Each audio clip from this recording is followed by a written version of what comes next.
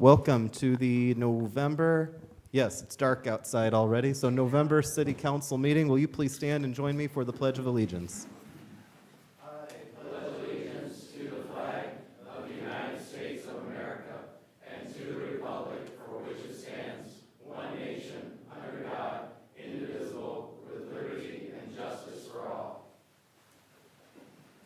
Councilman Parnell, could you lead us in prayer? Heavenly Father, we thank you for today, your blessings, your mercy and grace that is available to us each and every day. And so, Father, tonight we come once again humbly before your throne, asking for your blessings, that you would give us wisdom, give us guidance. We again, Father, pray for the safety of our firefighters, our police officers, their family, your blessings upon the residents of the city of Portage. Bless, Lord, our mayor, his family, and these council members and their family as well. This we pray in the name of Jesus. Amen. Thank you. Could we do the roll call? Absolutely. Councilman Alvarez. Here. Councilwoman Weidenbach. Here. Councilwoman Hurst. Here. Councilman Parnell. Here. Councilwoman Vasquez. Here. Councilwoman Ambler. Here. Councilman Zilli. Here. Did everyone have a chance to take a look at the minutes? And are there any corrections, or is there a motion to approve? There are 3 sets of minutes, so Yes, are we going to do them all at once or You can do- separately? I believe we can do them all at once if some, yeah. Okay, I make a motion to approve the minutes for October 7th, October 14th, and October 21st. Second. We have a motion and a second. All in favor, please signify by saying aye. Aye. Thank you. Communications, correspondence, and announcements from the mayor. We have a long meeting, and some of the things might come up later, that I might say. I will just say thank you to all of our city employees, our public safety officials, and everyone who's involved with making the Halloween night and the weekend a success. I just want to say thank you guys all, and for the city of Portage for making things so. Also, I'm also going to put this out because I know that at these meetings, we've had questions about the house on Stone and County Line Road.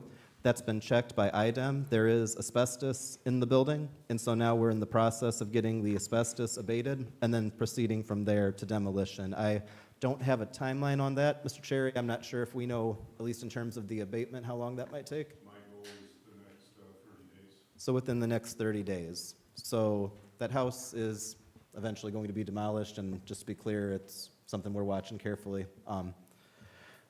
All right. What I will also say is that we have 3 different opportunities to speak tonight to the council. We're going to have later the petitions, remonstrances, and public input at the early part of the meeting. We'll have a public hearing for the GO bond appropriation and the ordinance for the solid waste fee schedule change.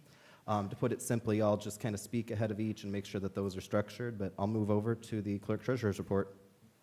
Thank you. I would just like to say a few words. Portage has been in a financial crisis for years, however resilient, although in a reactive way. This administration is endeavoring to be proactive as much as possible. Therefore, before you tonight are several resolutions for reductions in several funds to the 2025 budget. The mayor, along with his department heads, are striving to continue to be resilient while also striving to be proactive. 2026, the city is facing a lot of uncertainties with SEA 1, and it is far-reaching uncertainties with revenue streams, inflation and level of service pressures, shifting state funding landscapes, public tension, and mistrust, all while the taxpayers' expectations remain as high as ever, and rightly so. We need to be forward-thinking and creative to build a community that we can bend but not break. We need to be forward-thinking and creative to build a community that we do not break. Tonight is just the beginning of some of these changes that are necessary, including a change to the current trash rates, that unfortunately these changes are not all, but that will require to make Portage successful, long-term. In the future, there will be many more hard and difficult conversations, but the mayor has selected a good team, and I am certain that they will rise to the challenge, even if resilience means accepting new reality, even if it's less good than the one you had before.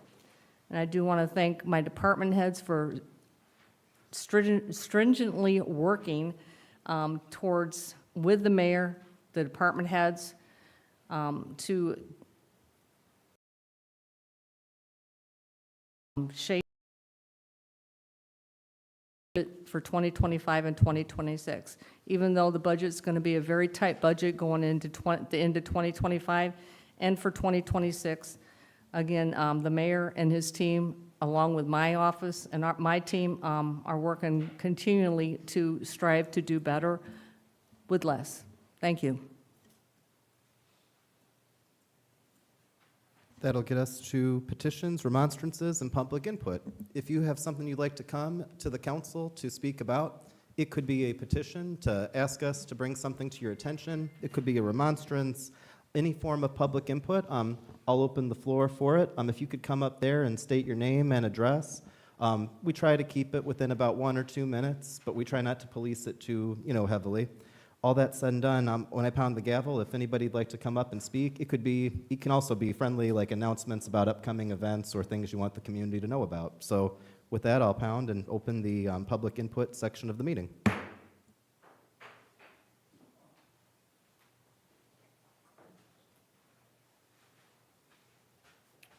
Kevin Tavernier. So I just got a question as far as the financing and everything. I know there are certain ways and avenues that the state allows for investing funds. So my question is, can you take a surplus from one department, invest that, and then that kind of becomes wash and can be used and divided however it needs to be divided? That's an excellent question. I will write down that you said that. If you don't mind, we'll open if anybody else wants to come and speak, and when we close the public input, I'll address that. And in the event that I don't address it well, you do have the ability to say, wait a second, Mayor, that's not, All right, Thank you so much. Thanks. Anyone else who'd like to speak during the public input section? I'll ask one more time. Not like any threat, but just make sure that I've asked it. Anyone want to speak at the public input section? Hearing none, I'll close the public input spot, and I'll do my best to explain. And I had a whiteboard during the Mayor's Monday, where I was able to explain it. The technology that we have right now doesn't allow me to draw it, so please forgive me if you're more of a visual learner and you're watching this meeting from Facebook. So I think a lot of times people, and certainly I grew up thinking about this, and maybe this is more true at the federal and the state level to some extent or to a lot of extent. I think a lot of people figure that when you pay a wheel tax or when you pay a sewer bill or when you pay a building permit fee or when you pay your property tax, list goes on. You might think that that's going into one bank account or at least one fund that then becomes the city budget that a mayor proposes and then the city council votes on or makes changes to. That would be, sometimes I feel like that would be great. And if we had one big fund, and you already referenced the existence of other funds, I'm just kind of speaking to get to that point for other people. If we had one big fund that every fee you pay to the city went to, and all the different fees and taxes were basically just arbitrary pinches that all go to the same place, we would probably have a very different city budget, and probably every city in Indiana would have a different budget than we have. In actuality, under state law, when you start a new city or town, you always have basically your civil city fund, which we often call the general fund. That sometimes gets a little confusing because there are other entities that have what they call general funds, but usually when you hear us colloquially refer to a general fund, we're referring to the civil city general fund. That has a property tax component to it, so a piece of the property tax levy goes there. It's also where things that go directly, like building department fees end up, fees for building a shed, things like that. Engineering fees paid by a developer, like if you're building a Target, that gets paid into what goes into our civil city general fund. And the civil city general fund is what's responsible for things like my office, the clerk treasurer's office. There are some other caveats, and if I was given a longer presentation, I want to be respectful of the meeting's time, but to answer your really good question, it primarily covers basically City Hall, the police department, and the fire department. Now, cities have the ability to create a park fund, which is also something that can receive a percentage of a property tax levy, and then that goes into a fund controlled by a park board. But in addition to that property tax levy, you have the ability for the park department, or what we would say the rep of the park fund, being able to bring in revenue from hall rentals or sports activities, what have you. You also have the ability to create a sanitation fund if you want to have a sanitation department, such as we have with our sanitation department. You also have what's called an MVH, or Motor Vehicle Highway Fund. There's actually a restricted, which means that you can't use it for salaries, MVH fund, and then there's an unrestricted MVH fund, which means primarily that you can use it to employ, people. And when we talk about the street department, what we're talking about is the MVH fund. Now, the MVH fund, similar to the park, it can have a property tax levy component because a certain percentage of our levy can be assigned to it, and then it also receives money to the state based on a formula. We also have a sanitary fund, which is when you pay your sewer bill, and then we have a storm fund, which a lot of times people will say, well, why am I paying a storm fund if I don't have drains? Well, one, it's because we have to, by the rules, apply it to the whole city, and it's not just about maintaining existing drains, it's about doing ongoing storm work, and hopefully one day getting to every street and solving that problem. So to your question, can you mix and match funds? No. There are circumstances where the funds have co-uses. So for example, and I don't want to get into any trouble, let's say that there's a truck, and the truck has a particular set of uses.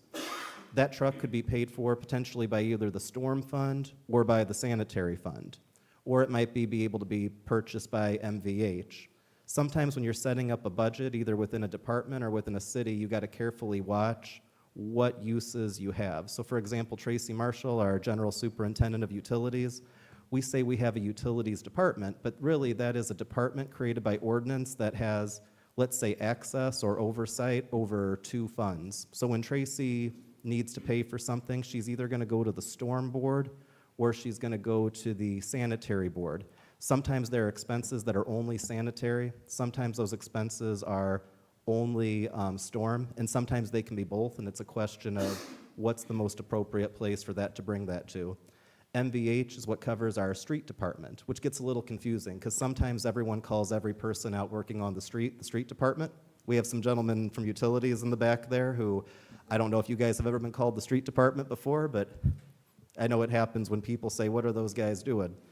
All that said and done, you also have a sanitation department, and we say we have a streets and sanitation department, and that's true, but within that department, just like Tracy has utilities and it has two funds, the storm and the sanitary, streets and sanitation really has a sanitation fund that can pay for what the state defines as sanitation expenses, and then the MVH fund. Now, I've spoken quite a bit about all these different funds, so to your question, you can't just pour money from one into the other, but what you can do is try to cross-check where you have expenses. So when it comes to the issues we're looking at tonight, it comes to the fact that with the demise of EDIT, what's called the Economic Development Income Tax, which is a form of revenue we get from the county income tax, which our county income tax is just EDIT.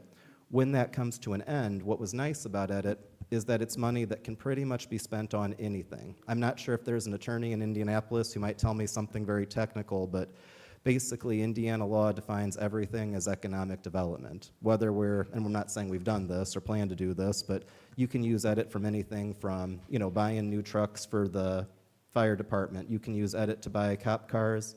You can use EDIT to buy hats that say Portage Utilities on them. If Tracy meant to give everybody new equipment hats and we ran out of spots, that's not a situation that's happened, just a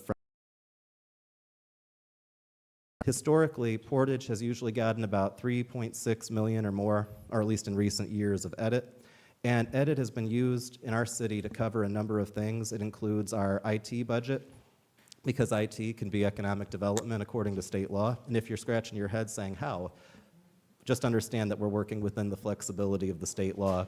It's been used to pay for things like liability insurance, workman's comp, cyber insurance, which is very important in municipalities these days, especially municipalities that have a utility. But also $1 to $1.2 million per year, depending on the year of EDIT, has been used historically to pay for the city's landfill fees. And to put it really simply, by having EDIT available to pay for the city's landfill fees, it has allowed us to continue from the sanitation fund, which under normal circumstances would be our only option to pay the landfill fees. We now are in a situation where when we were using EDIT, we would be able to offset the costs so that what you pay for one can, which gets you 2 cans, is enough to cover pretty much the expenses of the sanitation department. So we'll get more to that when we get to the fund or the rate spot, but to answer your question, it's not that you can move money around by funds, but you have the ability to try to see if there's matching uses. But there has to be some sincerity to the matching uses because the state really does watch if you're, using sanitation money to pay for something at the park. Sorry if that was a little long-winded, but I hope that helped. It really didn't answer my question. Oh, I'm sorry. Well, go ahead and say, yeah. I think the answer to your question is no. We can cover shortfalls by transferring the funds and loaning them, but they have to be loaned back. So through Trust Indiana, the investment options that you have, so say if you took the surplus of what was in the street department, say, and then. Which there is no surplus at the street department, to be clear. Yeah. Okay, that's fine. Would you mind coming back up? I could invite you up if you'd like to speak, because I promised that you could tell me if I answered or not, and my goal was to answer. But yeah, you can go ahead. Okay, so any department that has a surplus in their budget, can you take that through Trust in Indiana, finance or investment options that Indiana gives for local governments? Can you take the surplus from, say, a street department, utilities department, parks and rec department, take their surpluses, invest them into a fund, and then the interest gained on that, can that be redistributed? I see your question, and I apologize. So if you Well, don't the mind, answer is yes. the answer is yes. When If you you have have a Okay, surplus, so are but we we don't not, have any are we surpluses. exploring that option? Have we explored that option? You have to have a surplus, though. Okay. And Liz, we don't even have a rainy day fund at the moment. So at the end of the year, and you'll see this actually next month. Yes, right? next month. There will be transfers into funds and emergency declarations because we will have, like, streets is probably gonna be negative, what, $1 million or something? No, it's going to be more like About 347,000. 300,000. So, we're so gonna you have say to- we have no surpluses, but we got these projects that are going on that are coming from what? Where's that money coming from for these projects, like the park that was built up there by the high school? Yeah, so- Like the walkway that's being done here behind McDonald's, that money is a surplus. So- where did that money come so from? And just- why isn't that invested so- to get us so- in the red? So just to understand, the workout park by the high school, that was paid by money with the park impact fee fund. So over the last 20 years. So why couldn't that have been invested and then redistributed? Because we're not allowed to use that money by law for anything other than building a new park. Okay. And so over 20 years, the city never built a new park for pretty good reason, which is we had 19 parks. We weren't in a hurry to make the 20th. But when we had the ability to legally do a workout equipment piece by declaring it a new park, we used the funds that we had in an account that could only be used to build a new park, to build something that counted as a new park. If you're referencing like the work being done outside City Hall to take out that overgrowth between the Strack and Van Til, that's not, well, I mean, that's money in the sense that we have employees who are paid a salary, but that's in-house work being done by our field forces who do projects in-house as city employees throughout the city. And the revitalization that's gonna happen with the walkway and everything, what is that? Well, I don't have a walkway planned yet. We're talking about in the future, if the land sells. So we have, for example, a The parking redevelopment lot commission. being, I mean, there's projects being done that it takes money to do those projects. Oh, yeah. So- And I'd love to do So something like before we that. start saying that, hey, we're gonna have to raise your trash collection fee, I know you guys pay the salaries for everybody here. I know you guys are covering the health insurance benefits for people because they're only paying $1. Rather than saying, hey, we're gonna have to raise your trash, we're gonna have to raise your sewer, start looking into creative investing options rather than going back to the people that are already paying all this money out and saying, we're gonna have to pay more, you're gonna have to pay more for these fees now. So and we'll we're come possibly back- gonna have to start paying more in taxes. So we'll It's come, well, ridiculous. to start, we don't control the tax rate as simply as bringing them up and down. That's done by a formula impacted by various municipalities and the way the budgets are. And we're cutting the city budget consistently in the general fund by millions of dollars to keep up with the defunding coming from the state. But to put it simply, you can make a fund, but then it comes down to what are the legal uses. And to Colin's point, you have to have enough of a surplus to legally be able to pay to create a fund like that and grow from it. It's a great idea. We want to get there, and really, realistically, the best way we would have that would be a land sale. So the Redevelopment Commission owns land on the north side of the city. As we find buyers for it, it would be wonderful to take money that would go into the RDC's general fund and be able to put that into a bigger investment. But it doesn't change the fact that we have to use the sanitation fund to pay for sanitation expenses, and we have to be able to do it within the next 2 years. So rather than everybody in the city paying $1 for health insurance, bump that up to $120 a month for each employee, So you're take that talk- surplus and invest that and then redistribute it. I'd like to answer that question. The question is, we are a union city, so we have to negotiate that with the unions. And currently, the unions are saying no, Or the at least dollar. that hasn't happened in a course of negotiation. Again, in the long run, there's lots of things we want to do, but we also have to be real about what we can do now. Well, with that, I know I've pounded already, but I'll just pound to be clear. You'll have the opportunity to come back for the other 2 public hearings as they come. Thank you. That'll get us to reports from standing committees. I'm not sure if we have any, but I don't want to leave anybody out. Nothing from the ordinance committee this month, thank you. All right.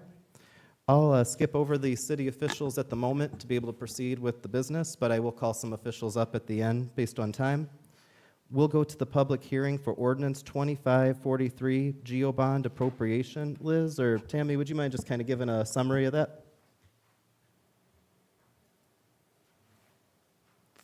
This is an ordinance that was presented at the end of the year so that we can purchase new vehicles for the police, pay for a fire truck that's been ordered for, I think, 2 years. Chris Crail, correct me if I'm wrong, has it been ordered for 2 years?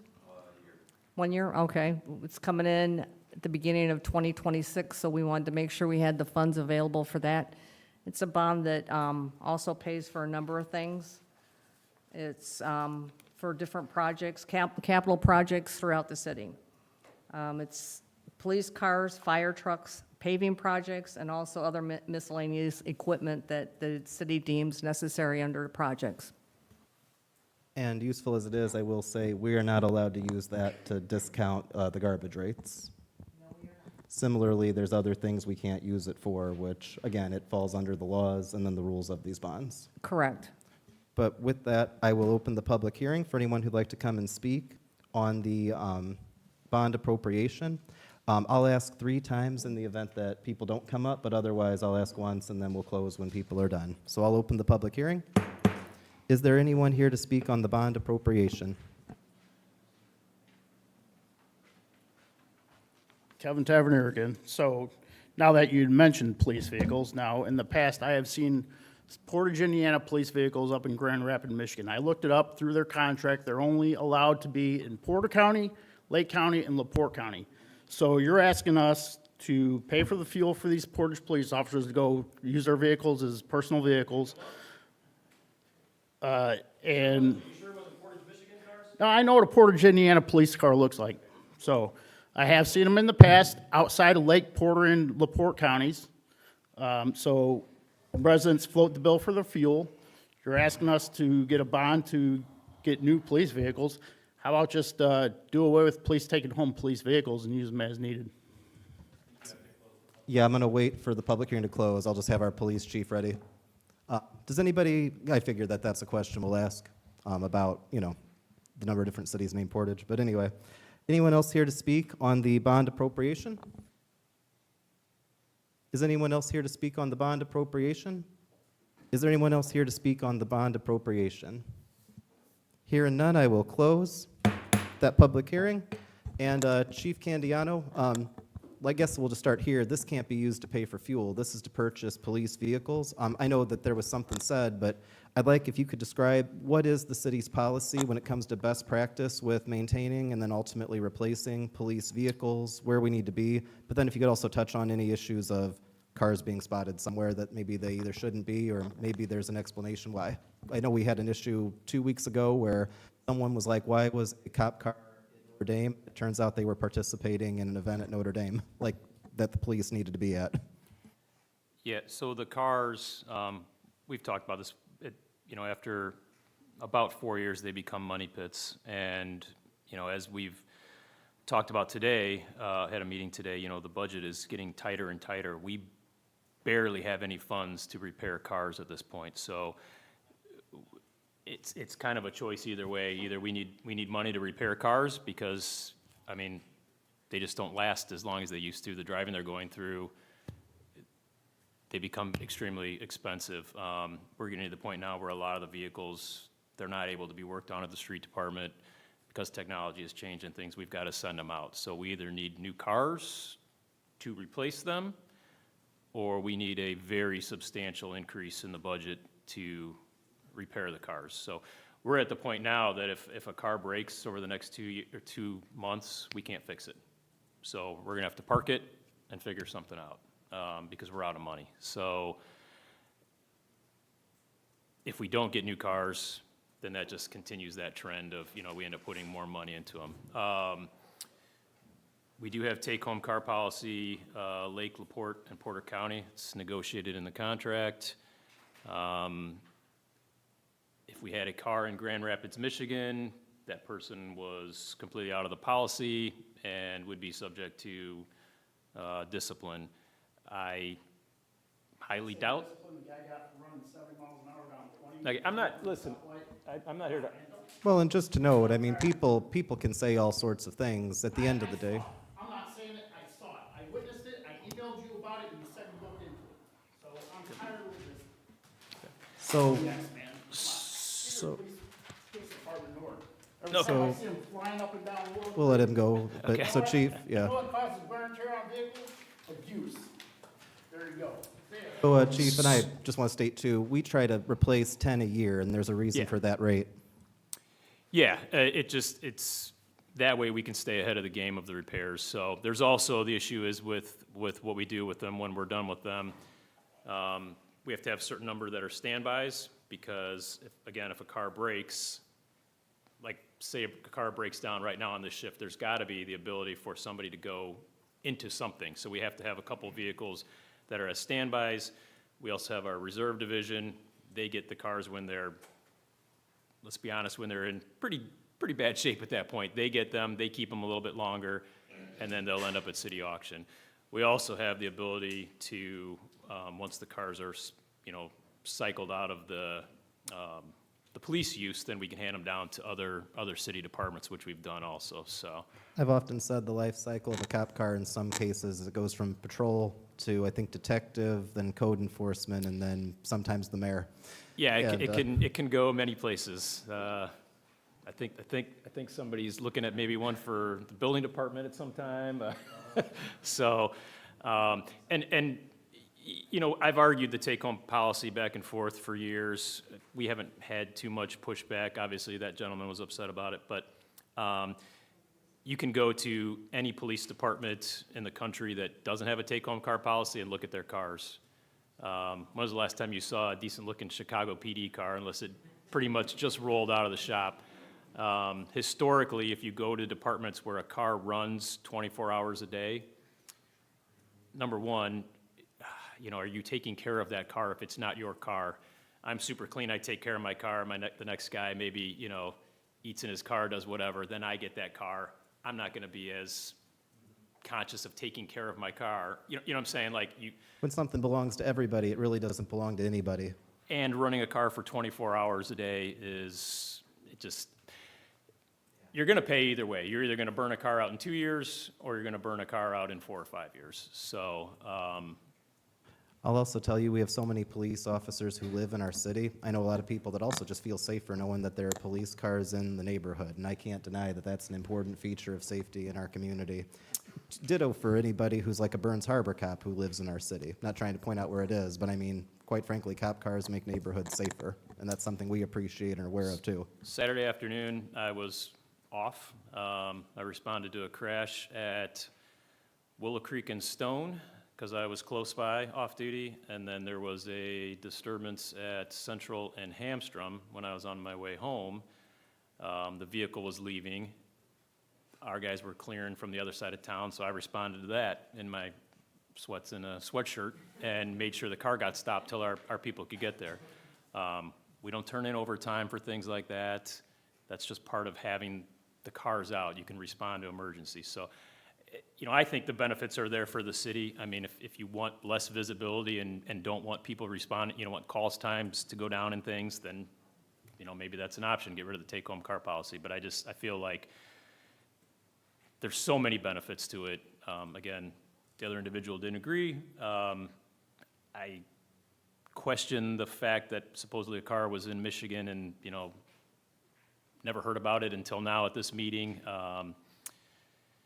The only time that we do allow for somebody to go to places like that could be training. For all I know, they had a class in Michigan, could have been a canine school, could have been something, I Or didn't it could think have been about that Portage, time. Michigan, and sometimes we get calls from it- people complaining about things in could have Portage, been. Michigan. I don't know how they get the area code mixed up, but that happens too. I mean, we have to go down to the academy. They drive their cars down to the academy if they have training.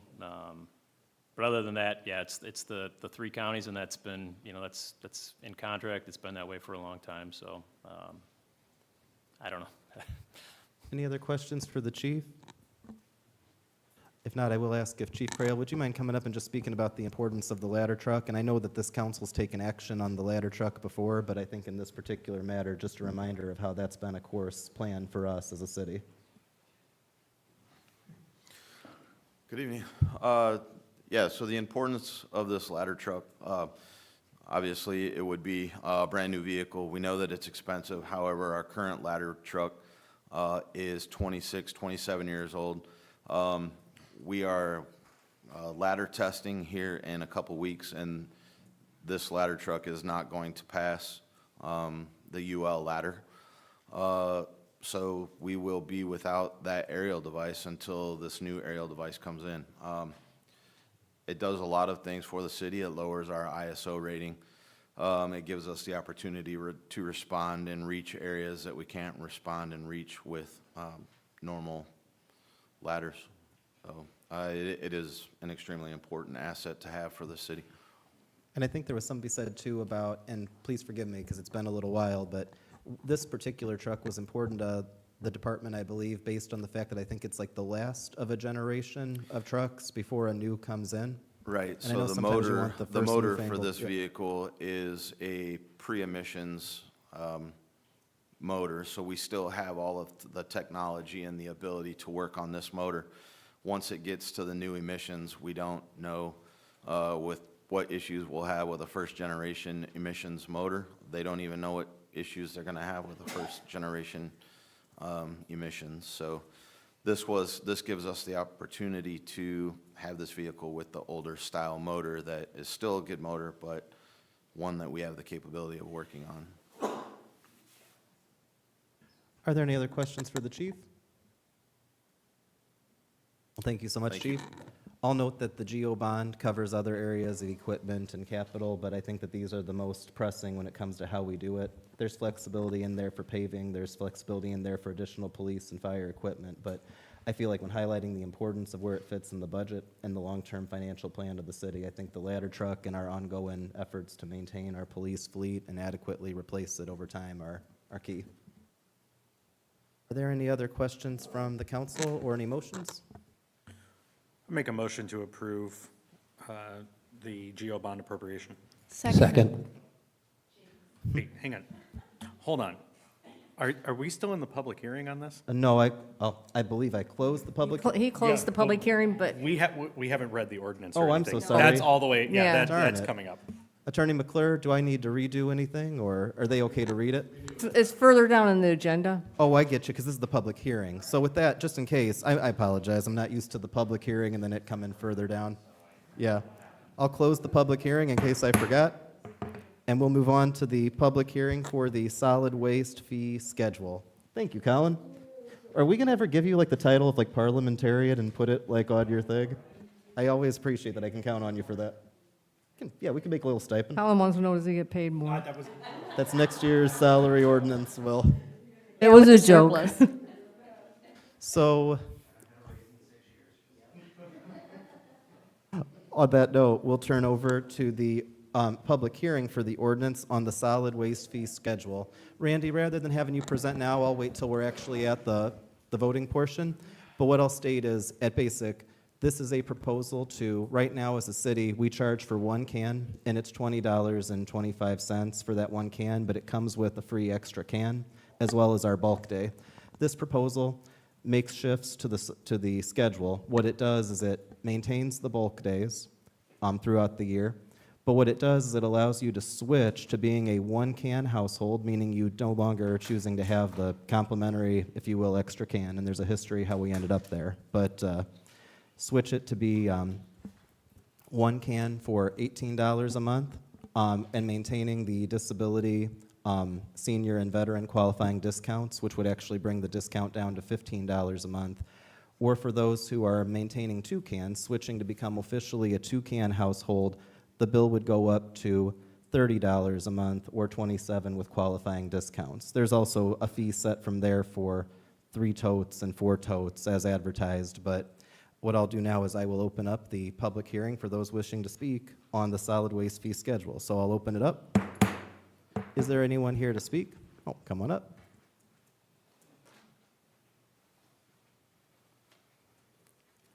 Michael Cooper, 5455 Clem Road, Apartment 1 here in Portage. Mayor Bonda and the Common Council, I'm really perplexed by this gamble that is being presented for our sanitation fees. The way I understand expenses for sanitation is based upon the tonnage of garbage, not on the proposal, as this proposal is on the number of totes distributed across our city. I mean, reality, 2 half-empty totes collected by a city costs the city the same in tonnage as 1 tote that is going to be packed full to the brim. The gamble with revenue that is being put forward is that enough of the residents will keep 2 totes at a substantially higher rate rather than taking the small reduction to go down for going down to 1.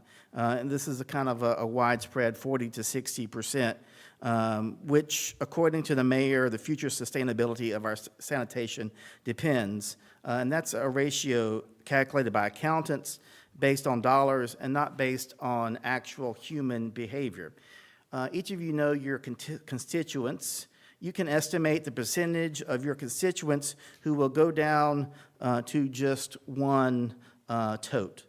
The council, I believe, is a representative set of our city, perhaps a straw poll. You know, we already know that the mayor is going to reduce down to one. I'm And- already using one, just for the record. Yeah.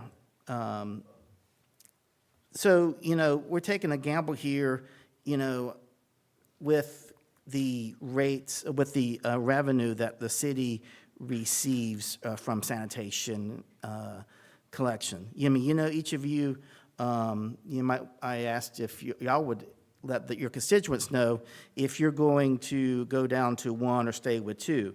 I mean, this plan could work, as the mayor suggests, but it could also has the potential to crash the revenue of our sanitation department. You know, if, like most people will probably want to just squeeze what they normally put in two totes into one, but the city is going to be incurring the same expense while reducing the revenue collected for the service.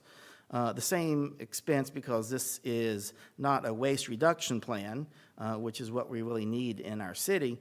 This plan, it's a plan for increasing revenue that's based on a we hope and not on, I believe, sensible fiscal management. The only way I can see to recover the difference for this plan is going to potentially cause would be for the city to fully enforce the fines when one tote is overfilled. Overfilled totes, I think, will be a new reality in Portage streets under this plan.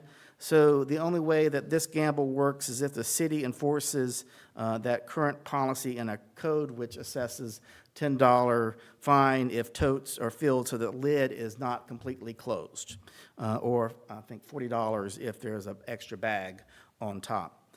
The code that I don't believe is being enforced by a sanitation department. If so, then perhaps not consistently across the city and only in the most egregious cases, and not, as the code says, if the lid is sitting, not sitting on the tote. Because if sanitation department did, you know that your constituents would be calling you and asking you, why did they get a $10 fine for my tote lid being just an inch open, or why did I get that extra $40 fine for one bag of extra garbage on top of the tote? If they did, then the Board of Works, I'm sure, would be an hour longer with appeals. If they did, your sanitation labor costs for stopping to take a photo, documenting fee assessments, and answering billing complaints will increase. I understand that there is a balance sheet problem, but I'm asking y'all not to turn it into a bookie sheet. We need a better solution for the long-term sustainability of our sanitation department. I asked the council if you are considering taking the one-tote option. I'm pretty sure that you can assess that your constituents would as well. And so I'm asking the council not to vote no on this 40-60 gamble proposed by the mayor. Thank you. Thank you for coming up. I've taken your notes, so when we come to the vote part, learning from the last public hearing that we just did, I'll bring that up, some of your notes. Is there anyone else to come and speak on the proposed schedule? Is there anyone else here to speak on the proposed schedule? Is there anyone else here to speak on the proposed schedule? Not hearing any, I will close the public hearing, and we'll go into new business. First order of new business is ordinance 2547, V20 2025 salary ordinance. Councilman Parnell, would you mind reading that one for us? Thank you so much. Salary ordinance, budget years 2025, ordinance number 25-47, an ordinance establishing the amount of salaries and compensation to be paid to all appointed employees and officers of the city of Portage, Porter County, Indiana. Hereby be it and hereby is ordained by the Common Council of the city of Portage, Indiana as follows. Should you want me to read the entire section, Mayor, or just the? Attorney McClure, is it good for what he said so far? Okay, thank you. Let the record reflect that the ordinance has been read in its entirety. I'll just state really quick what this is.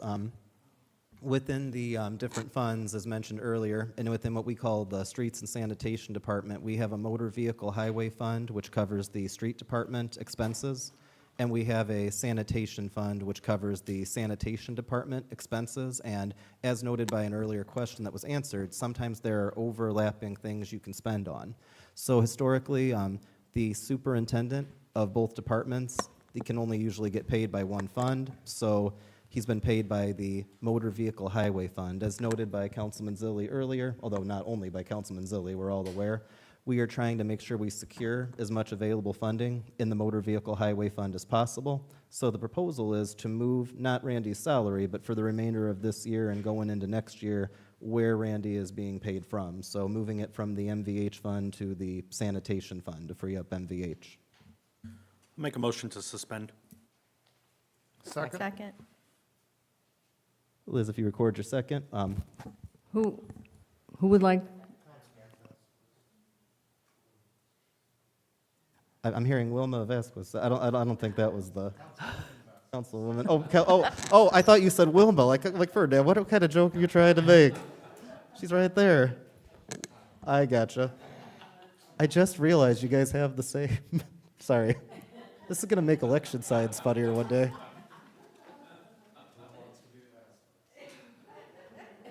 If that's noted, Liz, could you call roll? yes, I can. Councilman Alvarez, Yes? Councilwoman Weidenbach, Yes. Councilwoman Hurst, Yes. Councilman Parnell, Yes. Councilwoman Vasquez, Yes. Councilwoman Ambler, Yes. Councilman Zilli. Yes. Unanimous. Motion to adopt. Second. We have a motion and a second. All in favor, please signify by saying aye. Aye. And I didn't hear any opposed, so I think that's also unanimous. Thank you. That gets us to ordinance 25, I'm sorry, no, it's not. Second reading of ordinances. Ordinance 2542, zoning change. Scott, do we need to read this again? Victoria, would you mind reading it again for us? Just the title. You don't have to see the map, sorry, the treasure map. Oh, darn. Ordinance number 25-42, an ordinance of the City of Portage, Indiana, amending Chapter 90, Article 5 of the City of Portage Municipal Code entitled Zoning Map. Let the record reflect that the document has been read in its entirety. So, I don't know if we have a petitioner here. Tom, do you mind just giving just a brief description of what this is from the last meeting? I'm sorry, Tom, I didn't mean to put you on the spot. I wasn't sure if we actually had the petitioner here. I believe so. This is a parcel that's primarily landlocked behind, it's kind of in between multifamily apartments, townhomes, and office commercial. It's kind of in the middle. It's two parcels that the owner has, and one is zoned properly for what he's seeking. He's changing the other one. So it's kind of a So it's one property, two parcels. two parcels, yeah, one owner, two parcels. One is zoned appropriately, the other one is not. And to So- put it just kind of simply, this is accessible only by the new River Trace neighborhood. So what you have is River Trace has the same zoning of one of the two parcels. The only way to get to the property is through River Trace. And so what he's asking is to match the zoning, because I don't necessarily think to be fair, I don't know what other use you're going to find there besides what's already there, but that's why it's a zoning change petition. Yeah, to keep it office commercial back there, there's no exposure to Willow Creek. It's landlocked, so. So the zoning change would be OC office commercial to M2 multifamily residential for the second vacant parcel directly south of Breckenridge Apartments off Loot Road. I'll make a motion to adopt 2542. Second? We have a motion and a second. All in favor, please signify by saying aye. Aye. Any Nay. opposed? Oh, no problem. So we have one opposed. I promise, I'll always ask for the opposed after. And on that, I believe it passed. That gets us to ordinance 2543, GeoBond appropriation. Penny, this isn't a punishment for voting nay, I'm just going down. Would you mind reading that one for us?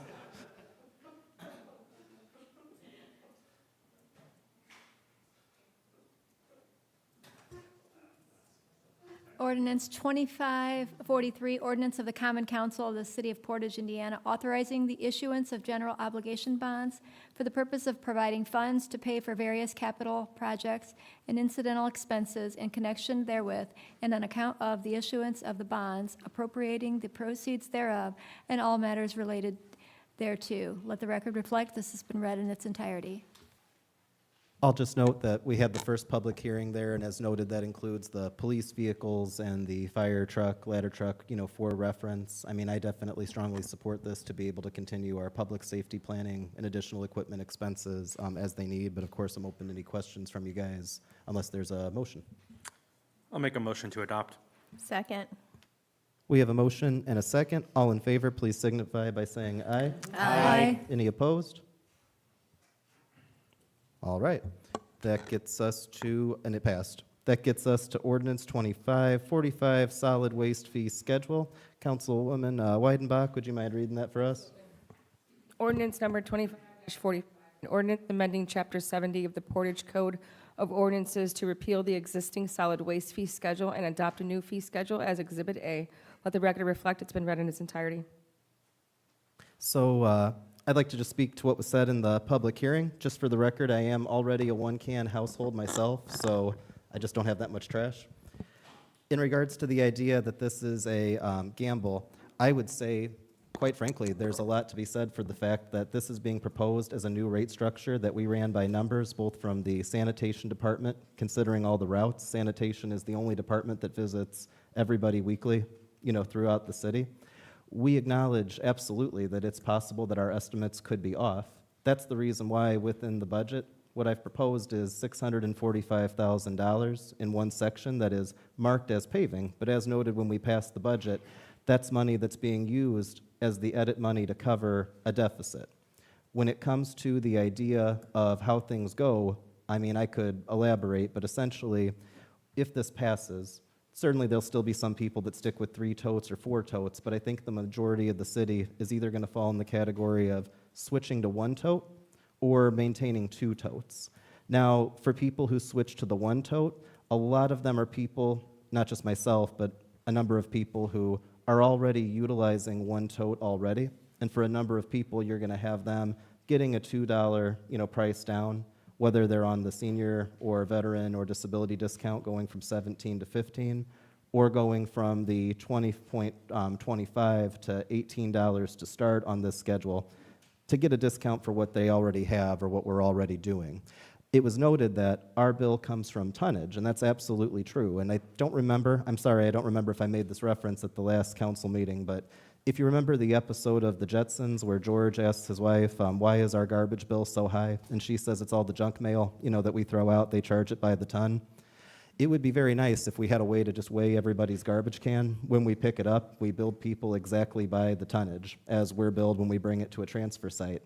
When Randy comes up, we can talk about how practical or not practical that is. But because of that, we have to figure out the overall tonnage and calculate what's the best flat rate per can. In the event that we have, as we estimate, somewhere between 40 to 50 or 55% of people switching to 1 can, the amount that's going down is actually pretty small in revenue. What changes are for those maintaining 2 cans who are also providing, I'm not trying to insult anybody, but the larger amount of garbage that goes to our bill, that leads to a higher contribution for paying that bill in the course of a year. You're also going to have people like Tom Cherry, and not to put him on the spot, but like my dad, who said, I'm planning on paying for 2 cans anyway, because even though I don't use 2 every day, I'd rather have them for when I need them. There's also going to be some people who might switch to 1 can, but then over a holiday or a big weekend or something where you have a lot of trash, you're going to call the sanitation department to schedule a special pickup for a fee. Factoring all that in, we believe that this will be enough revenue plus our bulk revenue to be able to close the gap. If we're off, and we've accounted for the possibility that we're off, I don't think that we're going to be off by $645,000.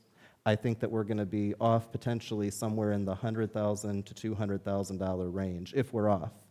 We also could be off the other way around, which is if more people stick with 2 cans, then revenue goes up, and Liz might panic when I say this. I might feel guilty and say we need to lower the bill because we made it higher than we needed. I don't think you'll let me say that, though, Liz, or Colin will either. But I think, to put it simply, that's also why we're doing this now, and why we're not taking a gamble by doing this as a vote in 2027 ahead of 2028 when edit goes away. By doing the vote now and going into next year, we have enough money saved in the budget to cover a deficit in the event that a deficit still comes. And then, if a deficit still comes, I'll have to come to the council and ask you guys to appropriate some of that saved money to cover that deficit. We'll have to make a change. I can assure you that'll be on me on the executive side in terms of responsibility, because we did our best to create an estimate of what we thought this needed to be to allow a more affordable option for people who are already using 1 can or who believe they can switch to 1 can, while also maintaining the fact that as a city, it's not going to be financially sustainable through the sanitation fund to give everybody a second can for free. I'm happy to talk about the history, but I also don't want to overtalk. I just have a quick question. Randy, is the new trash startup fee, the $100 per tote, one-time initial fee, is that new, or have we been charging that? That's No, new. that is completely new for new construction only. So if you buy an existing home in the city, you wouldn't be paying a new fee for it. But if you build a new house, say in Bower Farm or in Providence, you'd be paying that fee for your new can. Right, and I assume the developer's just going to pay it and pass it on, right? Is that how we're structuring this? Whoever builds the house is going to pay it as part of building department fees? I or- imagine that's going to be set up somewhere or another where it's going to be covered in the closing costs. I have 2 questions. I understand being charged for the second can, but looking at the rate increases, for a single can, it'll only be $1 a year, but having 2 cans, you get $3 a year. So the thing to understand is that we're charged per ton, and that tonnage amount goes up each year. So right now, it's $60 a ton. Randy, how much is it Yes, next year and the it's- following? It's $60 a ton, correct, right now. Ultimately, we have to get to a point where we're able to cover the increase in tonnage as we're billed for it by our current 3-year contract, which our current 3-year contract actually reduced the amount we had to pay by $200,000, I believe, Randy, over the course of 3 years. Well, I do have some numbers from Yeah. August when it was 6682, and just in August, we spent about $106,000 that month for landfill costs.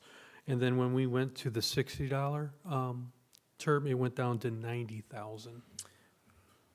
So, So that was a reduction of almost $16,000 in 1 month. so Gina, I had the same question, and then the way I kind of looked at it is because we're reducing the rate currently for 1 tote from the 2025 to 18, starting in 2030, that's where you start getting the parity. So it's $22, but 2 totes is 44. 3 Okay. totes is 66, and then 88. And then from there, it stays to where it's double the rate for every additional tote. So the way I thought about it was eventually the rate catches up with itself to where 2 totes is double the cost. Colin, 3 you hit totes the is nail on triple the the head. cost. 4 totes is 4 times the cost. Because you have double, triple, and 4 times the amount of garbage. But that takes several years to get to that point. Yeah, and I think it wouldn't if we were leaving the current rate in place, right? If we were saying, okay, you have 1 tote, and you're gonna keep paying the 20, or we'll make it $21, because then there's an increase, right? But in order to make up that shortfall of the risk of people going down to 1 tote, in order to make that up, you have to increase the cost for 2 initially, and then that gap gets smaller until it's double the amount. I mean, I'll admit, I also had some concerns about this from the beginning, that what if too many people do go down to 1 tote?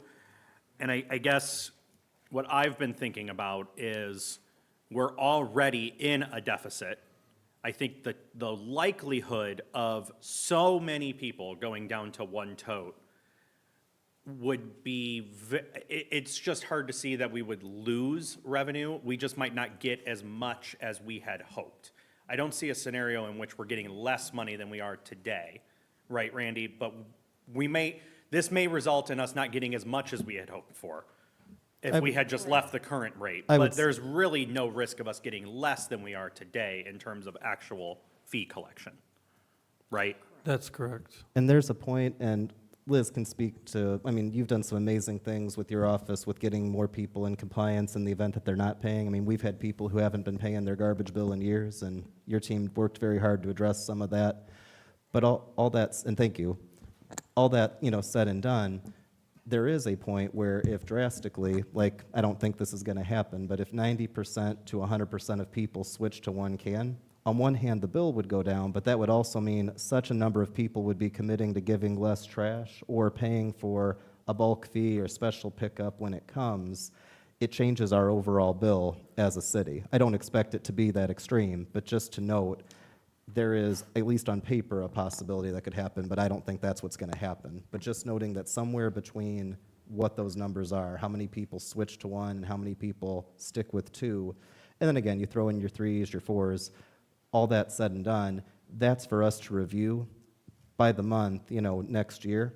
And again, I certainly agree with Colin. I don't think we're going to lose revenue from this. I think we might get less revenue than we expect with our estimates.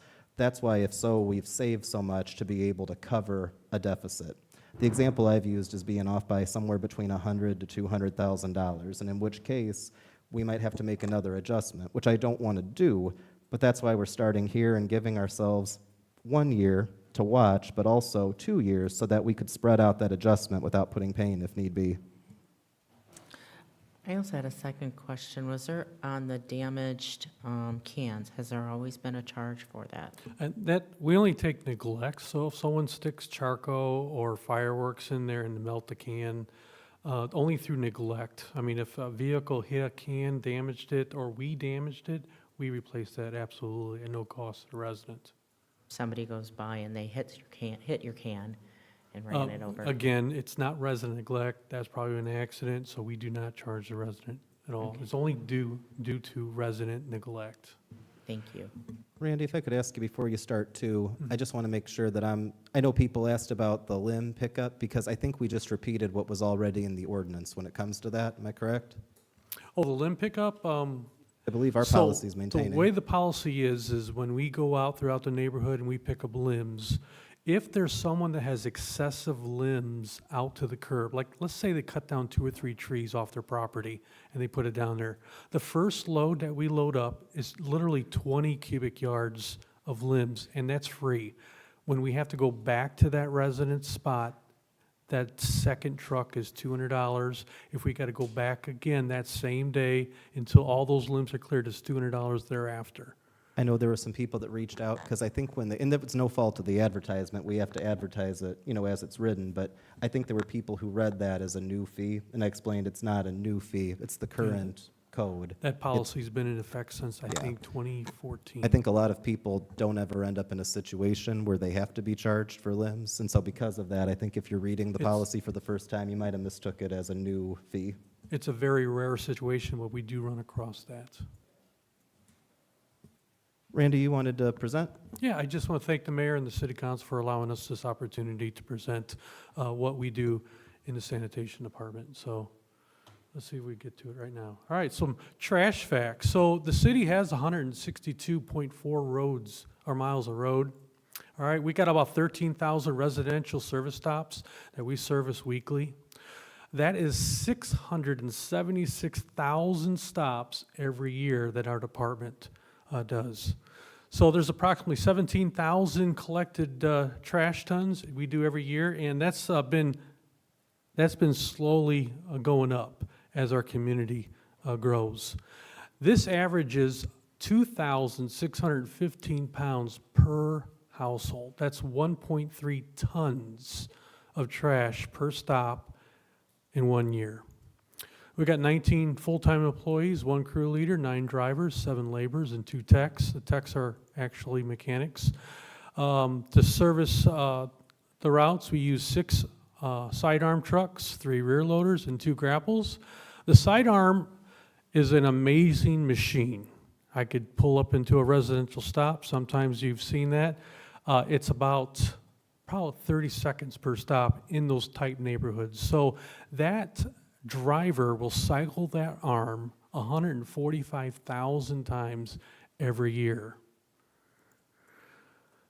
The sanitation department, like the mayor said, is the only city department that stops at every home 52 times a year to provide trash removal services. That's why when we audited our routes, who do I go to? I go to the employees, and we take surveys. Guys, what do you see on your routes? These guys know the routes like the back of their hand. They've been working them for years. So our trash volume, and that's what we're really talking about. We're not talking about totes, even though it is totes, but we're talking about what actual users throughout the community use in their trash volume. So we give out 96-gallon totes. All right, the household service stops continue to increase and new developments added to our community. The city growth is always positive, but it does add services across each city department. And this includes the sanitation department. This also increases the volume of trash every year. Clicking on. So our current situation, and it's no surprise, but our current trash fee has never been sufficient in meeting the department operational needs. So when we look at the trash volume, we want to propose this. The number of totes should reflect the monthly fee for the trash service based on volume. Okay? So as we go throughout the city, these are just some pictures we've taken. 1, 2, there's 3 totes. So trash fees should equal to the volume by the user. And when we look at this, we want to look at the trash service impact. Our city has challenging financial hurdles in the next couple of years with EA1 affecting all municipalities and counties throughout the state. The current monthly trash rate right now does not sustain the operational costs of our trash service in our city. And just like we've mentioned it today in this council meeting, that edit is currently being used right now to pay landfill costs at over $1 million yearly. And that's been happening for the past 4 years. So these are the proposed rates that we're basing the volume pricing on, as we've read in the ordinance here. So $18, $19, and it goes up all the way to, and it's going to freeze this at the year 2032, and the council at the time will have to vote on what it is. Now, I want to remind everyone that these numbers that are reflected in this schedule, there's a $3 discount for seniors, veterans, and disabled off the top of these rates here. So I want to go into what we actually service, and I want everyone to really picture what volume is. So our next slide here, this is a one-tote home. I want everyone to picture this. I could take my 96-gallon tote and I could dump it into a 20-yard dumpster 52 times, and it'll fill that dumpster. That is the equivalent volume of one tote. And also our 40 square foot area that we use, that people could use once a month and place trash out there, that is another dumpster. So they're actually using 2 dumpsters, the volume of 2 dumpsters for a one-tote service. That is an excellent service. I don't think there's anyone, no, there's not another community in Northwest Indiana, probably not even in Indiana, that has what we got, the 40 square foot roll, the pre-scheduled bulk item day for 12 times a month. So as we look into like a 2-tote, that's 3 20-yard dumpsters in volume for the price of $30 a month. It's like incredible, but that is what we offer in our service to the residents of Portage. And when you go to a 4-tote or a 3-tote, that's actually 4, including the 40 square foot that we put at the curb 12 times a month. And then your 4 foot. And we do have residents in here. We have one resident that has 7 totes. 7 totes, and 6 to 7 of them are absolutely full. Absolutely full every week. So, through our department and our study and what we've audited on our routes with the tote numbers and volumes by users and sustaining the future, we believe that the proposed adjusted rates here, based on the true volume of trash produced by each residential stop, we have calculated increased revenue that would greatly reduce the dependency on edit for landfill costs in 2026. And 2027 should have an operational budget that is self-sustaining. And this will eliminate one more fiscal challenge for our city when SEA 1 takes effect in 2028. I just want to thank you for this opportunity. Thank you, Randy. And I just want to say, too, we appreciate your presentation. I know there's like pictures showing, and I just want to be clear, if you're a city resident and you're using our service, we have no trouble with you using the service. We want to be able to offer the best price possible, and we want to be able to offer the best service in the area. So all said and done, Randy, thank you so much. Are there any questions from the council? So, Randy, I mean, I know the answers to the questions, but I'm going to ask them anyway. Let's go back to 2021 when we were suspended. You only had one trash toter to begin with, right? Like, residents only had one toter that they could legally put trash into. That is correct. Up until basically, what, August 2023, I think, is when our contract was up? August of, no, we had Republic Services for a while there until, Right. Do you mean the contract with Republic that involved recycling? Yes, Not correct. the switch from Okay. Republic Right. to the other company? We actually did not have a actual contract of recycling. They with started Republic charging Services. us for our recycling at some point. I think it was August 2023. Yes, in the renewal of the Right, contract, yes, right. they started At which charging us. point, we just, I mean, we weren't going to come and take everyone's recycling toters. It was already going to the landfill anyway as Yes, recycling. So correct. the city just left you with two toters that turned into garbage toters. But originally, when this whole plan started in whatever, 2013, whenever it was, you only had one trash toter to begin Yes, with. only one trash. So, I mean, if you look at it that way, if you look at, when we had recycling, you only had one trash toter. We're just reverting back if you give up your recycling toter, right? And you're getting a discount for that now. Your bill is actually next year going to go down, what, $1.75 a month, correct? If you're going by what's currently scheduled, it'd be $2.50 or $20.50 next Oh, year. right, yeah, sorry, So $2.25, $2.50. Yeah, so you're actually getting it. $2.25. Your bill's going to go down to Yes. return back to the one trash toter you had in 2021. That is correct. Okay, thank you.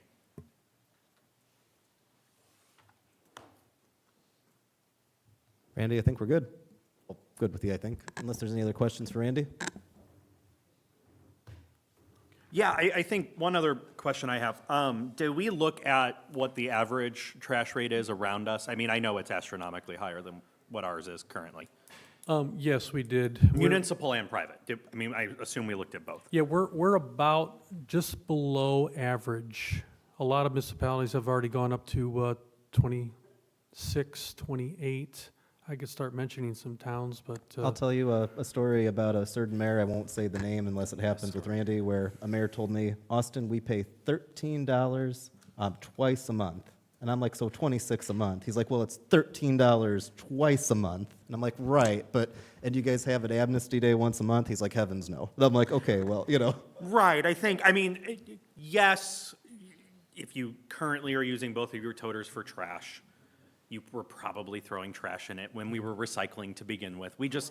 There was no reason for us to tell you to stop doing that when we weren't paying for it, right? Anything that was in your recycling toter up until mid-2023, we didn't pay for it in landfill fees. We started paying for it, at which point it's like, well, you don't need to recycle anymore. It's all going to the landfill anyway. So, I mean, we were incentivizing people to continue recycling in the hopes that we would get the program clean enough, and just was not, we were never going to get to that number that Republic needed us to get to. yeah, the private sector looks for 10% or less in contamination, and we were more like at 30%. Yeah, we were never going to get to 10%. I want to say carefully, we confiscated about 1,000 totes off of our routes when we were auditing, so. I remember it was at least 6, 7 years ago when you did the whole presentation of even the surrounding cities, and we were definitely lower. Any other questions or about this? And no changes to bulk pickup? No, No. we're Yep. going to remain with the 40 square foot rule, 12 amnesty days a year. A lot of communities, our neighboring communities are charging for everything, including the bulk. So just talk to our neighbors, and I don't need to mention their names, but they do charge for bulk. One more. Go ahead. How do people get rid of their second toter? That is, we have individuals right now, you could go online, we have a form that's already completed, so it's very easily on the website there. And also, we have a form in paper, so we could easily email, like a PDF, or you could come into the office. We will make sure that the city hall has those forms as well. So, but those forms must be completed. You must check off the necessary boxes and sign the bottom. Is there any way to digitize that? So we have you mean digitize the sign up? Yeah, like, make it easier. Can we create a Google form or something that people Oh, can we fill can do out? that, Yeah, yes. I don't want to, Folders. I know there are a lot of people that are not going to know how to fill out a PDF and email it back. If we can digitize this in some We can. way and the just make city it will easier. pick up the tote Yeah. from their house, correct? Yeah. Yes, we will pick up the tote. Once the form's completed and, Randy, we also have a flyer, trash talking, ready to Yes. go by mail if it were Yes. to. We don't have it paid for yet because we need to see if this passes, but we have the setup for the flyer ready to go. Let's put a QR code to a It has- digital Google We do have a form that QR people can easily fill out. we do have a QR code. Don't forget the stickers. When my would only- this take effect? So, and I'm sorry, this would take effect in January. So January 1st is a city holiday, so whatever the schedule there is, we would have, if passed, you would be changing your stuff and having your tote switched out by January. I will state that there is something a little bit Herculean to that, and that we have to make sure that we're getting things picked up, but we're ready to do it, if you guys are ready to approve it. And as noted, I don't consider this a gamble. A gamble would be doing it in 2027 and banking that everything's going to be completely correct in 2028. I think that what this does is it's a planned deficit reduction that we hope we get right the first time, and we think that we can adjust if needed from there. I just want to briefly voice my concerns about the proposal. I'm concerned that residents will be intrigued by the possibility of a lower bill and will revert to one can. But as we know, trash varies, based on output, based on household, based on season. We have the holidays coming up, people get another couple boxes from Amazon, and then next thing you know, without a second can or without enough space, they find themselves in a predicament. And I just want the residents, people who are watching at home, to just be mindful of the fact that if you do make this decision to reduce your trash cans from 2 to 1, just be mindful that you may find yourself in a position where trash is overflowing. And we don't want residents to be unhappy. We just want them to make a mindful decision, but also having the option to have a reduced fee is good in its own sense. So I just wanted to. I appreciate that. Your Thank you. voice is so soothing, by the way. Like, you could be in the commercial. Like, if you're a resident, you're like an attorney. Like, have you been impacted by the recent? Trying to be He needs to do a serious here, Mayor. fireside But I I will- mean, but Good Colin- news, yeah. Ferdinand, on that front is you don't have to get rid of your second toter until after Christmas. There you go. So this is a Christmas 2026 problem, but I think, I had my concerns about this up until this morning, really, and I think if you remember that prior to 2023, you actually only had one trash can, unless you were already paying for 2, or paying for 3, or paying for 4, or however many, 7 people have. For 8 years, you only had one trash can to begin with. You had a recycling can and a trash can. For the last 2 years, you've just happened to have 2 because we hadn't gotten to this part. But I mean, realistically, the city 2 years ago could have come around and collected everybody's recycling can because you were only paying for one trash can. That's correct. Since we instituted this change in 2013. Like, the residents have only ever been paying for one trash can. And they got 2 because the city just decided it was not worth the effort to go around and try to take away every green toter that's still out there. And what I would say politely too is, we believed we had the funds to do it through edit. in 2024. I don't think anybody could predict that edit would be going away under something like SCA 1. Right. Whether or not, and believe me, I mean, we've talked about things up until SCA 1 happened, and then we really started talking about things. It probably would have been a good idea over a period of time to gradually increase the bill or change the structure in such a way that we free up edit.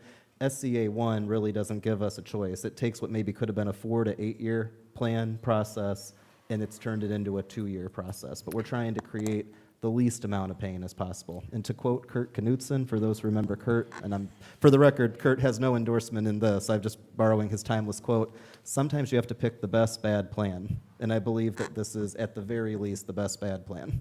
Randy, is there anything, or Clerk Modesto, is there anything to prevent a resident, say they take the option of having one tote, but they know, like come Christmas in September, October, that they request a second tote and it get prorated of any sort? Well, let me explain it like this. If I go down to a 1-tote and I find out months later that I need to go to a 2-tote, I go ask, fill out the form, request that second tote. There is a 1-year obligation to keep that second tote. And that's consistent with other policy, but that's where I also tell people 2 important things. One, you have the ability to schedule a special pickup separate from your trash day or a bulk that is a special pickup. So in the event that you have a Christmas type situation, I love how we're all thinking of Christmas 26 already. In the event that you have a Christmas situation, you have the ability to say, I have this trash coming. You could even put it, to give you an idea, if you have your own trash can at home, even currently, and you put it next to your trash can, that's still a bulk charge. So if you want to be able to take trash out in a container and order it for a special pickup, if you're a 1-tote household, you'd be able to do that, and you'd still be paying an overall smaller bill than what you'd be paying in the event that you switched to 2 cans. Now, if someone has an emergency situation, in the event like they've gone up to 3 and they signed up for a commitment, there's ways to address that through the Board of Works. But I think that what I would advise anybody is if you're heading into Christmas and worried that, you know, the Christmas season for 26 is going to be heavy, I would recommend planning a special bulk pickup, unless you want to be like my dad or Tom and keep 2 cans, which you're welcome to do. And then to also just reiterate from last month, this does not take away any of the discounts for the senior citizens or veterans. And you can still pay a year in advance in January, the full trash amount at a discounted rate of 10%, correct? Yes, that's correct. That is correct. What about Thank you. tenants from rental homes? So, Can Liz, you got that one? I'm sorry? You said about tenants from rental homes. If you're renting a home and say the owner keeps the 2 cans, but they're charging you. Well, that would be a business dealing between Deal the through tenant them. and the landlord, and simply put, we can't weigh in on that. I mean, but I would think that if I'm a landlord, I wouldn't be telling the tenant you have to have 2 garbage cans. I mean, not speaking for every landlord, but ultimately that's a business arrangement between the 2. Between them. There is a solution, however, it may not be too Christian. The months that you find yourself with extra trash, you can, in the wee hours of the night, creep over to your neighbor's toter, throw it in there, sneak back home, and then ask God for forgiveness. Bob, what I thought you were going to say is someone with 2 cans might charge their neighbor's rent for the other can if they don't use it a lot. The mayor does live a couple blocks from me, so be aware. I do it to my across-the-street neighbors all the time. So Randy, A little to get back- humor here, huh? To get back to Victoria's point, if you were to go down to 1, decide to go back to 2, you are going to pay the $25 fee, right? No, there's no processing fee. There's no processing fee. The $25 fee that you're speaking of is a return service fee. So when someone calls up and says, hey, it's 10 o'clock, I just got up out of bed, the sanitation trucks have already serviced my block, can you come back and get these my 2 totes? Okay. That's That a wasn't clear. $25 Got it. return service fee. So I didn't know that was an at the end of the day, what we do is we make that list up, and then we send a truck back out, and we reservice those. So in that scenario too, we would not also charge you the $100 for a new tote? No. Okay.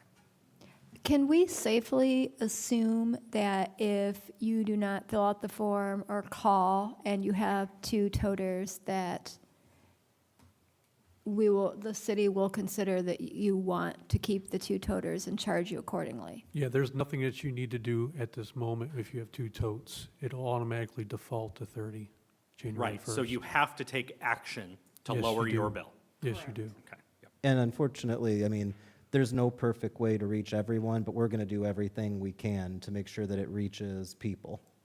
And there's going so- to be no reimbursement if you call in late, like if you call in after the 1st? So that speaks to due diligence. So if we do our and this is true, sometimes I think about how, I mean, I'm young enough and old enough to remember this. I mean, I grew up before everybody had a cell phone, right? Like, how did it work in the 80s or 90s when you did a rate change and people didn't read the paper, right? But all that said and done, in today's day and age, with all calls, with flyers, with mailers, with the mayor going door to door, putting a sticker on people's trash cans, which may or may not happen, but you know, I'm trying to see if I can get the whole place covered. If we do our due diligence, then legally, there comes a point where someone might, I mean, I hope this doesn't happen to anybody, but in the event that somebody gets charged in January, they still have the ability to make the switch come February, March, you know, where that comes. Correct, Randy- but they will be charged that January fee. As long as we do our due diligence, which we will. And Randy, just to ask, just so that it's stated as a question, somebody decides to go down to one tote, and in March, April, they want two totes, and they're now committed to the one-year contract. Is it safe to say, since it's not been said, there isn't an ability to have an early cancellation fee and return that tote and pay a fee or penalty for canceling early on that one-year contract? I would say an appeal to the Board of Works could be done, and they can make that decision. And that's the current policy already. So right now, under the current code, if you have two totes and you sign up for a third, or if you sign up for 5 or 7, that is a one-year commitment. And so there's not a cancellation fee or ability under the current policy. But in an emergency, when there's an emergency, call the Board of Works and we assess it. I'm not sure what that was, that noise, but it was adorable, whatever it was. I just hope it wasn't a bad word. So it sounds like that there is an option somewhere, but it's in a process of Yes. how a And there's no resident would have fee. to do it. There's Okay. no fee. There's no fee. So, I know the answer to this, but I'm going to ask anyway. If you're on auto pay, you are going to have to go in and change your actual bill amount no matter what, right? Yes. Okay. There's no system out there that would automatically change your, okay. No, there isn't. You have to. I mean, there are, but they're probably expensive. We don't have that system Yeah. currently, so. So if you're listening and you're on auto pay, you have to go in and change the amount you are going to pay in January. Otherwise, you are either going to be short or you're going to pay the city too much money. You can give us an interest-free loan, or an interest-free loan if you would like. We will take it. Are there any other questions? And let me just state too, and I can't stress this, every municipality in Indiana is being impacted by SCA 1 in some way, whether that's the property tax loss end of it, or whether it is the edit or other, you know, county-based tax loss to it. Almost every city in Indiana, I'm going to say almost, but I mean, I would venture to say every city has some unique financial circumstance, some sort of robbing Peter to pay Paul that they have done historically for years to make things work, that this major change in how cities get funding is impacting. For us, it happens to be garbage, but for others, and I mean literal garbage, like our tonnage of trash. For other cities, it's different problems, some more complicated and some less complicated. I want to know, I know we've had some good moments because sometimes when you're dealing with a big situation, sometimes humor always creeps through. This was something that we've taken seriously from the start. Once we understood that SCA 1 meant that edit would be going away, we understood that there was a time bomb with our current. There were lots of people who told us to just bite the bullet and raise the cost on everybody. We didn't think that that was fair because of so many people currently already using one can, especially those who are most vulnerable, people on fixed incomes, seniors, and even the mayor who just has never happened to use one can or more than one can. On that note, I appreciate you guys looking at this so thoroughly, asking your questions, and of course, if you have any more, but I just want to thank you guys for how much consideration went into this. I want to thank Randy and his team, Vern, and everybody at City Hall, and Liz's team, because I know when I came to Liz and said, hey, Liz, I got an idea, what if we lower the price per can? You were like, Austin, that would make the problem worse. And I'm like, well, hold on. I will make a motion to adopt ordinance 2545. Second? We have a motion and a second. Liz, could you please call roll? Councilman Alvarez, Yes. Councilwoman Weidenbach, Yes. Councilwoman Hurst, Yes. Councilman Parnell, Yes. Councilwoman Vasquez, Yes. Councilwoman Ambler, Yes. Councilman Zilli. Yes. Passed. Thank you, guys. Do you guys want to go immediately into the resolutions, or do you want to take like a 5-minute break? This felt like forever. No worries. No problem. No problem. Gets us into the introduction of resolutions. Resolution 2525, additional appropriations sanitation. Councilman Alvarez, could you take it away? Absolutely, Mayor. Thank you. Resolution number 2525, a resolution of the City of Portage, Indiana, additional appropriation for the Portage Sanitation Department, City of Portage, Porter County, Indiana. Let the record show that the proposed resolution has been read in its entirety. Okay, on this one, this is going to require a public meeting, so this is the first reading on it. And the public meeting will be at December 7th, or December 2nd meeting. Thank you so much. That gets us to Resolution 2526, reduction of the 2025 budget, MVH. Councilman Zilli, would you mind covering that one for us? Resolution number 25-26, a resolution of the Common Council of the City of Portage, Porter County, Indiana, approving budgetary appropriation reductions in the motor vehicle highway MVH budget. Let the record reflect this has been read in full. Liz, is this another one with the wait? Okay. This does not, we can vote on this one? It's Motion to not adopt. just- Second? We have a motion and a second. All in favor, please signify by saying aye. Aye. Any opposed? Believe that passed. That gets to Resolution 2527, authorizing CT transfers, MVH. Gina, would you be able to read, or would you rather I skip over to Bob because I love you to death? I just don't know if you're ready. I'm fine.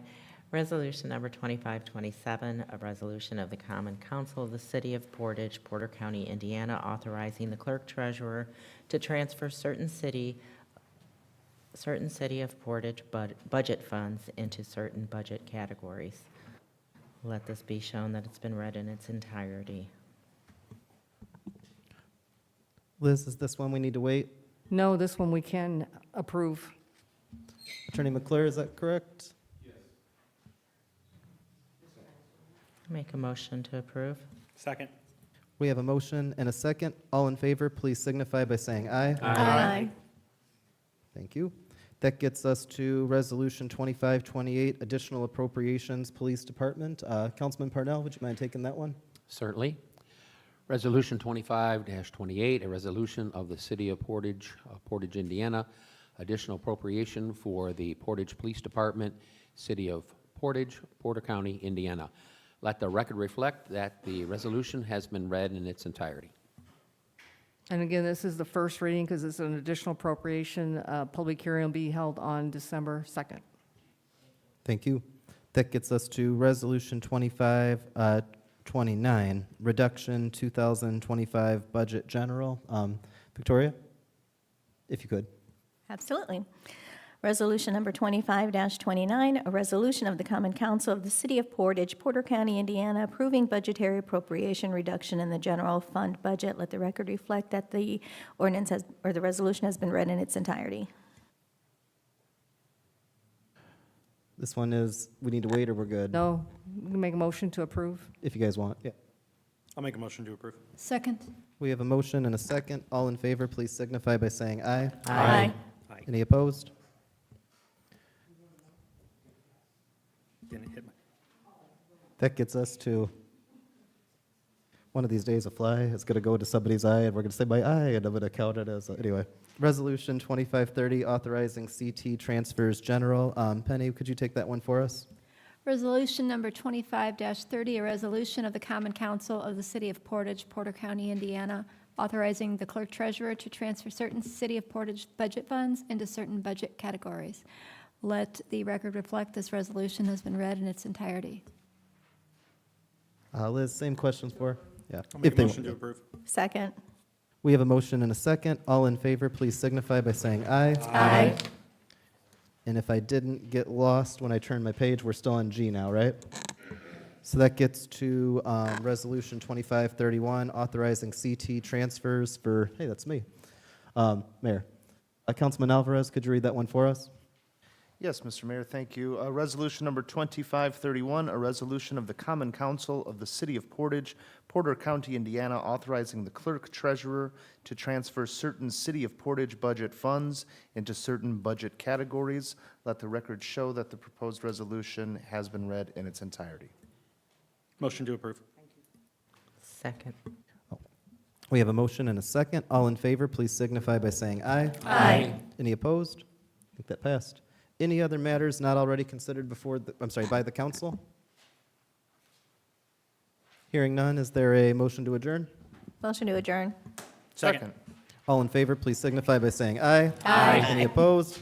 Love you guys, thank you, and we're closed.